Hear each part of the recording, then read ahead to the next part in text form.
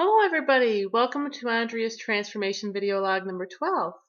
It's been a while since I've posted a video, so I thought I would post one now. Mostly because I feel like I've been neglecting my page a little bit here lately since my life has been in such upheaval.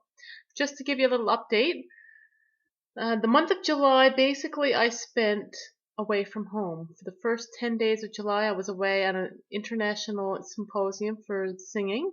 So I was away for 10 days. And then I got home and I was home a few days. And then I went to Vancouver on a family vacation for 10 days. And so most of July I was away. August, I was home most of August. But I was under a little bit of stress, but I did a lot of exercising in August. So basically, over the summer, I lost 3 pounds, which I guess is still good at this stage in the game to still be losing. I would like to see a little bit more faster progress, but 3 pounds over the summer is okay. Anyway, some of you probably know I ended up getting transferred, to a community or to a town 7 hours away, 8 hours away. So I moved to St. John's, and my sister-in-law actually is a fantastic cook. She cooks really healthy. The first week I was there, I was down 3 pounds. And I think it's because I was varying the foods that I was eating. And I basically eat the same thing every day. Oatmeal for breakfast, some kind of snack like yogurt and fruit for break. Lunchtime I'll have my regular salad. Afternoon break I'll have carrots or apple with goat cheese or something. Dinner I'll have broccoli, cauliflower, some kind of salad, and chicken or pork. And so when I went out there, varying the foods I eat, even though I basically ate the same amount of calories, I lost 3 pounds. So it goes to show that your body likes change. And that works the same way too with exercise. It's not good to do the same exercise every day. Your body adjusts to it and it no longer helps. So anyhow, that was a really interesting lesson learned. So basically, I hit the 130-pound mark after the first week of September. So that was a great milestone to hit. However, I ended up having to be transferred again from St. John's to Stephenville, which is a community an hour away from home now, about 8 hours away from St. John's. So that means I'm going to be home every evening and every weekend with my kids and my hubby, but it also means an extra 2 hours a day of commuting. So 1 week after starting that new job, even though I've been pretty good with my eating and I exercised 5 days a week, I was up 4 pounds. Luckily, it hasn't messed with my head like it used to one time. I actually measured my waist, and my waist was actually 2 inches smaller than the last time I measured. So here I was complaining about being up 4 pounds, and I was looking at my stomach and my abdomen thinking, wow, my belly looks like it's swollen. I was starting to get a little bit paranoid about it. Then I realized that it's actually my waist is smaller, so therefore my belly looked bigger. It actually was the same size it used to be. So those 4 pounds, I've noticed, probably are just water. It's probably from stress. But I do notice that my body is really shrinking in a lot of different areas, even though I'm not seeing any movement on the scales. For example, my collarbones are really protruding a lot more than they used to. And so I'm not really overly concerned. So my weight was 169. My original goal was, and I said this I don't know how many times, if I can get to 170, I'll be happy. And to be perfectly honest, I'm okay at my size now. If I never lost another pound, I would be happy enough. But I still would like to get a little bit smaller around the hips and the lower belly and the thighs. But I'm a pear-shaped girl, and that's always going to be a bit bigger on me than I'd like.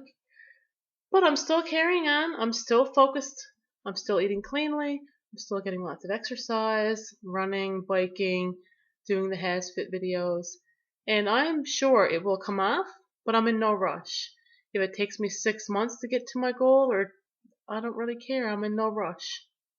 And that's one thing that I find most interesting. I always thought when I got to this weight, the last 10 pounds were going to be frustrating.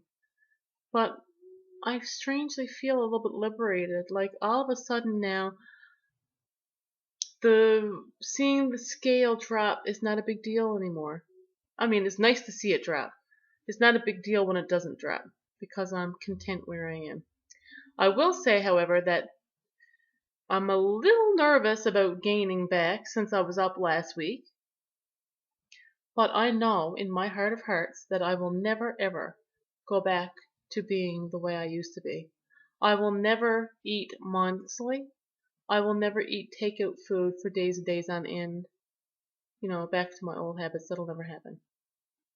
Anyway, I'm not sure that any of this is actually helpful to anybody, but you know, it's helpful to me to be able to say it all. But here is a good part of this video. I asked earlier on my page if anybody had any questions that they could post them and I would address them in this video. So somebody did actually post a question and said, what is the hardest thing about this journey so far? And the hardest thing I think so far is adjusting to every stage of this process. Just when you think you have something figured out, it changes again. Just when you lose a certain amount of weight and your body changes and you adjust to your new body, it changes again. You know, a pair of pants will fit me completely different from one day to the next because the fat, I guess, is just settling and moving. I had a real lot of extra slaggy, gross, extra skin on my belly, and that's shrinking up. And I don't, you know, this is a little bit personal, but, you know, going from a size double D cup to an A cup, I had some issues with saggy, and I often refer to my breast as tube socks with oranges in them that you could actually roll up and stick into your bra. But anyway, now those have kind of shrunken up and they're actually half sensible, almost perky. Let's not go crazy here. But, you know, it's your body changes so much in this journey.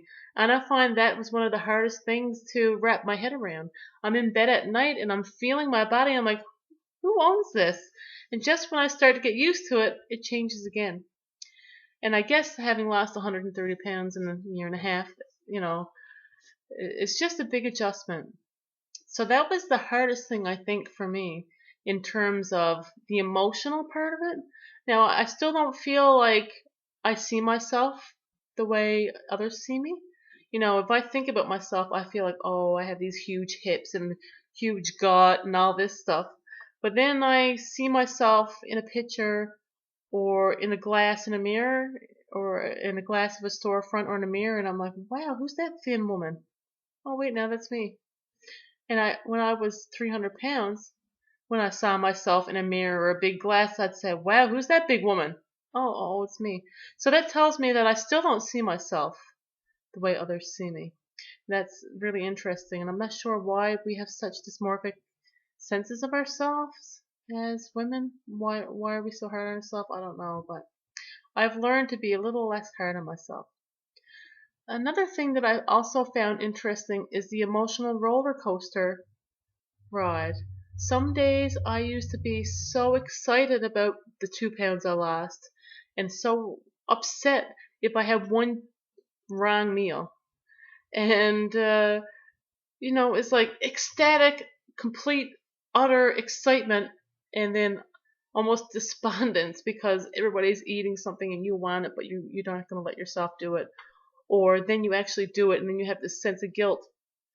That the emotional part of this journey has been really eye-opening as well. And it's really interesting because you don't think about, I mean, everybody knows how hard it is physically to force yourself to exercise when you're not in the mood. Getting up at 5:30 in the morning to go run on the treadmill before work. I mean, everybody knows it takes a certain amount of motivation and guts to do it. But the emotional part of it, always having to put things in perspective for yourself, always keeping yourself emotionally in check so that your emotions don't get the better of you and you don't have the excitement eating or the depression eating, which I used to have before. If I was had a really great day at work and I was really pumped when I got home, I would have to celebrate with an awful meal, probably hot wings or something. If I had a really bad day at work and I was needed to unwind, guess what I did? Had hot wings. So controlling all those emotions is hard.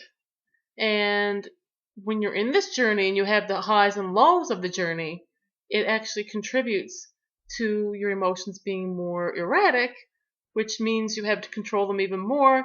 So it's kind of a vicious cycle.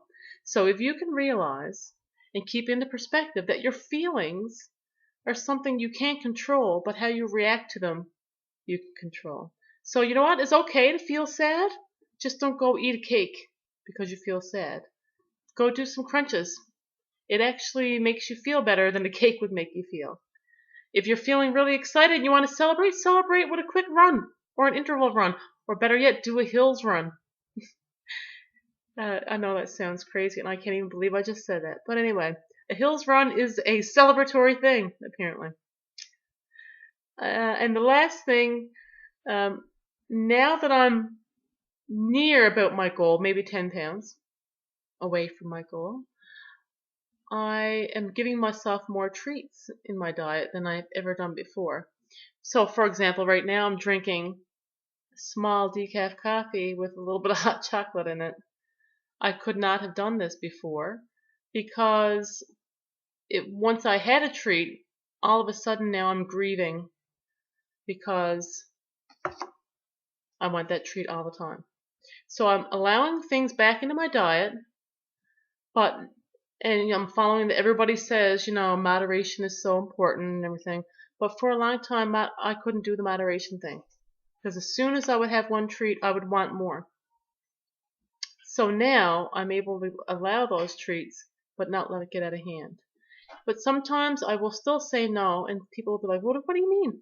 If I'm in a certain frame of mind, I can't have that treat because I know that it will mess with me, or it will cause me to want something more, or it would make me miserable to have it. So sometimes I've learned how to make that distinction now. Sometimes I'm in a good frame of mind and I can have that treat. Sometimes I'm in a bad frame of mind and I know I shouldn't. So that's one of the other main things that I've learned so far. Anyway, so momentum has kind of been a little bit slow on my end lately because I've been so busy. In the last month, I started 2 new jobs. I moved 700 kilometers twice. And thank you for bearing with me and for continuing to follow my page. And I hope that there's still, even through all of this, that there's something that still can inspire you. Because if one person can watch this and say, wow, this person is a human and actually achieve this, maybe I can do it too, then it'll be worth it. Anyway, thanks for tuning in. It's a little bit of a longer video than I intended tonight, but hope you enjoy. And as always, if you have any questions, feel free to post them on my page and I will either get back to you or put them in my next video. Thanks a lot and have a good night.